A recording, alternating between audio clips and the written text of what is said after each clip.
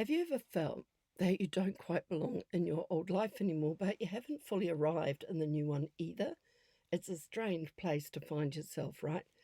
The things that once excited you don't anymore. The conversations you've had feel different. The work you've always done no longer quite fits, and yet the next chapter isn't completely clear either. If you've ever found yourself wondering what's wrong with me, I'd like to gently suggest perhaps nothing's wrong with you at all. Perhaps you're simply in what I like to call the messy middle. I've been there myself many times. Welcome to No Fluff Spirituality. I'm Bascha, business, life, and spirit for the new era. Grounded, clear, real. Today I'd like to talk to you about one of the most uncomfortable, yet the most transformative places we can ever find ourselves. I look at it as the space between worlds. I think most of us imagine that change can happen overnight. Sometimes it does, like one door closes, another one opens. Simple, clean, orderly. Life really works like that. Most of the time, there's a season in between or a phase. The old version of you no longer fits. The new version hasn't fully emerged yet. And that space can feel incredibly uncomfortable. Sometimes we want to run away from it, numb it, hide under the duvet, because our minds love certainty. We're wired for that safety, that certainty, or it's part of our upbringing, our belief system or limiting belief system. People love knowing what's next. The messy middle offers very little certainty. Instead, it offers invitation. And oh yes, the temptation to go back. One of the biggest temptations during this phase is to go backwards, not because the old life was actually right for you, but mainly because it was familiar. And I get that.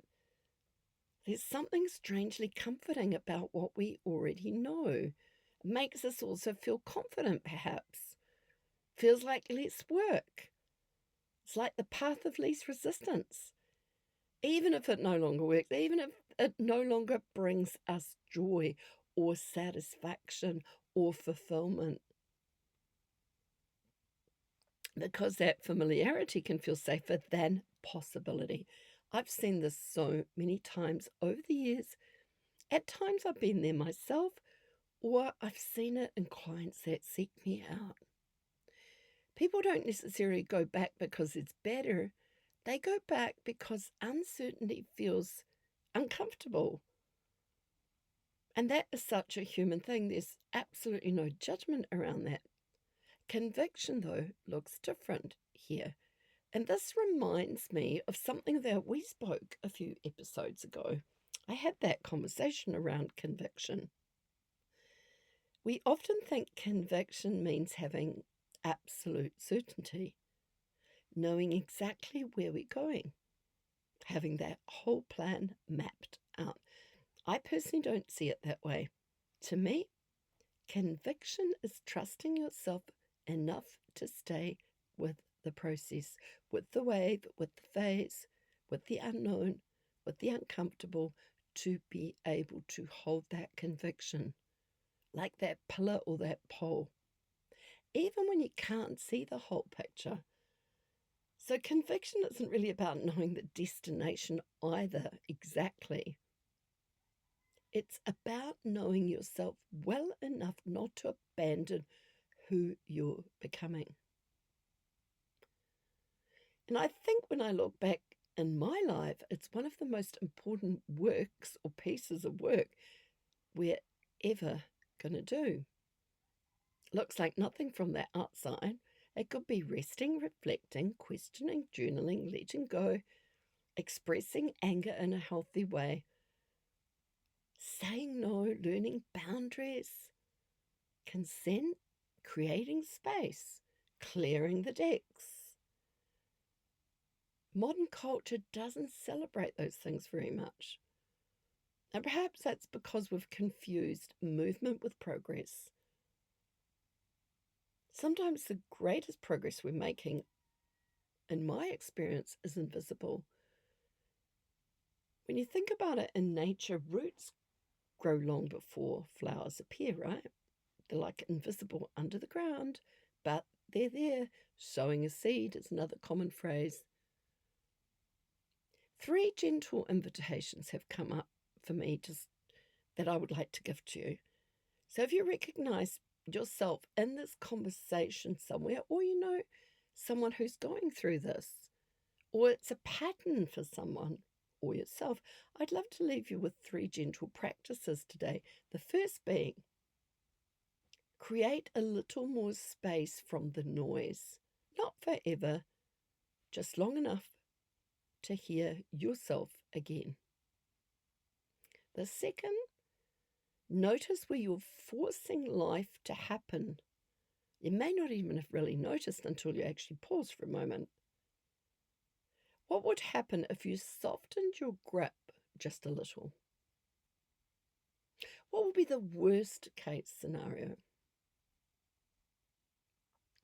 And the third, become curious about what keeps quietly calling you. It could be something serendipitous. It could be a sense that there's something from the unseen realms tapping you, nudging you. It could be your soul deep inside, yearning. Not loudly, quietly. Those gentle nudges often know the way before our minds ever do. I do want to speak to human design for a moment. One of the reasons I continue coming back to human design is because it helped me stop trying to become someone else. It was actually one of the biggest game changers, like that missing piece. Even though I had done years of trainings, courses, travel overseas, led many retreats, there was still something that I was still following that didn't feel fully authentic to my being at that time. It invited me to understand how I naturally move through life. Not perfectly, not instantly, but with a little more patience and a lot more trust and a different sense of compassion towards myself. And of course, when we give to ourselves, then that can ripple out to others as well. Okay, now if you're standing in your own messy middle, wondering why life suddenly feels different, I have a gift for you. I've included in the show notes a link to my free Human Design Foundation report, which will be curated for your unique being. You just enter your details and then you download it. Super, super easy. It's not another set of rules. It's like a living, breathing template. And it's simply an invitation to begin understanding your own unique way also of navigating change.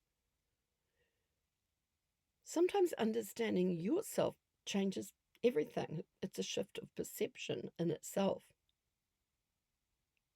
To bring to a natural close today, perhaps the messy middle isn't where life falls apart. Perhaps it's where life quietly reorganizes itself, quietly and sometimes not so quietly, yet it is in process. Maybe what feels like that uncertainty today is actually space being made for something far more aligned, calibrated to who you be.